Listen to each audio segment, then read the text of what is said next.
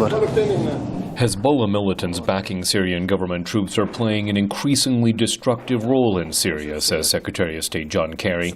Active military support to the Assad regime simply exacerbates the sectarian tensions, and it perpetuates the regime's campaign of terror against its own people. Kerry says Iran is contributing to the violence by actively supporting thousands of Hezbollah fighters. And he says President Barack Obama may respond with greater support for the Syrian opposition, especially if the Assad government rejects peace talks. He has taken no options off the table with respect to how that support may be provided, or what kind of support it might be. Earlier in the day, British Foreign Secretary William Hague, who's also in Jordan, said the Assad government is increasingly dependent on support from Hezbollah and Iran. They have become in more desperate need of external support, so it is a regime being propped up by others from outside. Hague and Kerry were in Jordan with other foreign ministers to discuss how to proceed with talks toward a transitional government in Damascus. But Syria's ambassador to Jordan, Bajat Suleiman, says outside powers are trying to speak for Syrians.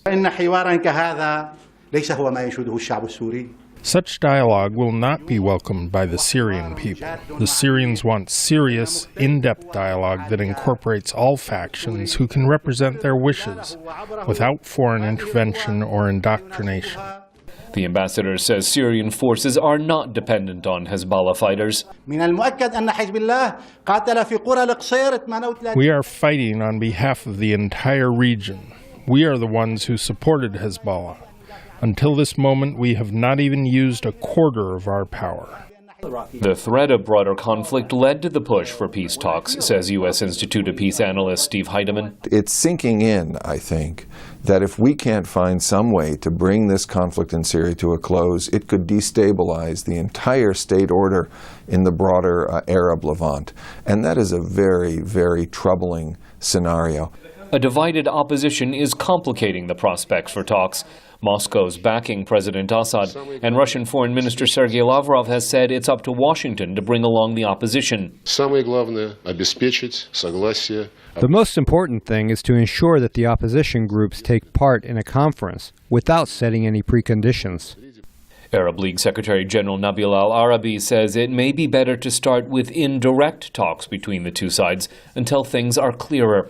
Scott Stearns, VOA News, Amman. لحل الأزمة السورية إلا هذا الاجتماع، ولذلك يجب أن يكون هناك تحضيرا